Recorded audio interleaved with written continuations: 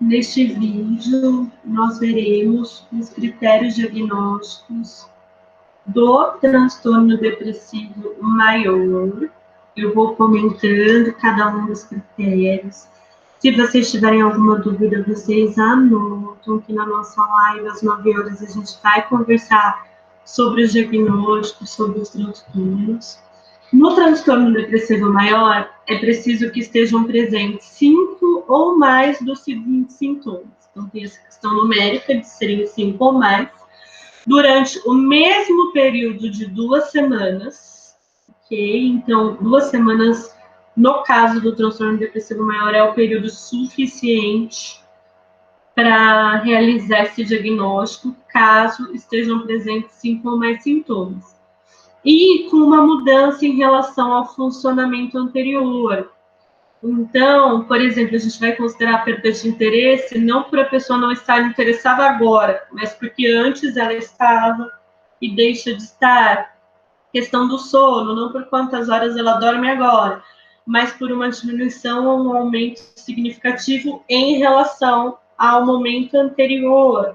Dessa perspectiva temporal, ela é muito importante, investigar quando os sintomas começam e qual que é essa comparação entre os sintomas hoje e como a pessoa estava antes.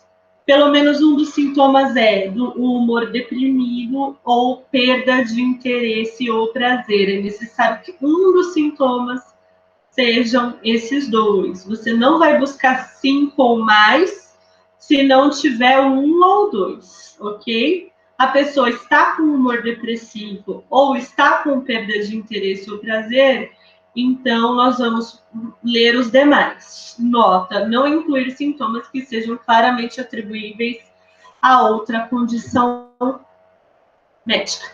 Então vamos ver, é preciso ter 5 ou mais da seguinte lista: humor deprimido na maior parte do dia, quase todos os dias, conforme indicado por relato subjetivo. Então, imagine, são 2 semanas, quase todos os dias. E na maior parte do dia, a pessoa se sente triste, vazia, sem esperança, conforme indicado por relato subjetivo ou por observação feita por outra pessoa. Por exemplo, parece choroso. Acentuada diminuição de interesse ou prazer em todas ou quase todas as atividades, na maior parte do dia, quase todos os dias, conforme indicado por relato subjetivo ou observação feita por outra pessoa. Lembrando que a pessoa pode estar tão deprimida, né, com o humor tão deprimido e com uma ausência de interesse nas atividades tão grande que outra pessoa está descrevendo no lugar dela o que está acontecendo com ela. Perda ou ganho significativo de peso sem estar fazendo dieta. Por exemplo, mudança de mais de 5% do peso corporal em um mês. Ou redução ou aumento no apetite quase todos os dias.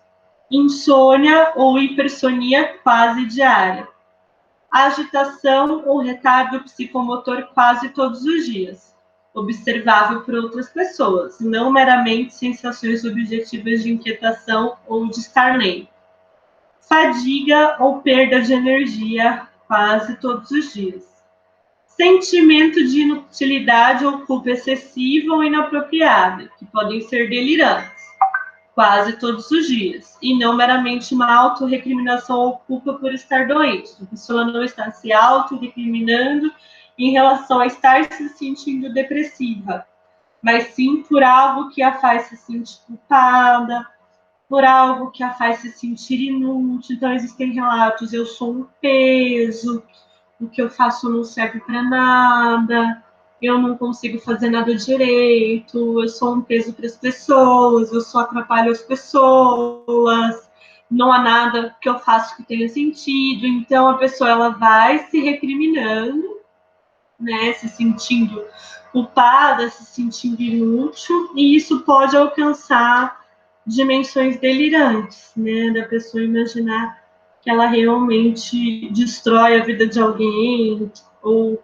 um exemplo, né, uma pessoa que está muito deprimida porque alguém morreu, ou não necessariamente causal, né? O uso do porquê pode gerar um engano, mas depois de uma morte de alguém muito querido, a pessoa passa por esse momento de um transtorno depressivo maior e ela diz, a pessoa morreu porque eu não a amei o suficiente, a pessoa morreu porque eu estava irritada com ela, a pessoa morreu porque eu não dei o amor que ela merecia. Então, assim, acaba acontecendo uma construção delirante. A pessoa morreu porque eu não fiz o que ela me pediu, e assim por diante.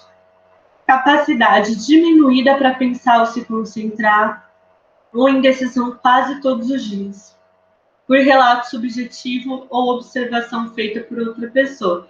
Então, precisam ser 5 ou mais desses sintomas. O nono, ele envolve pensamentos recorrentes de morte, não o medo de morrer, mas pensar sobre a morte. Pode ser como ideação suicida, em que a pessoa pensa sobre morrer, sobre se matar, mas sem fazer um plano sobre isso.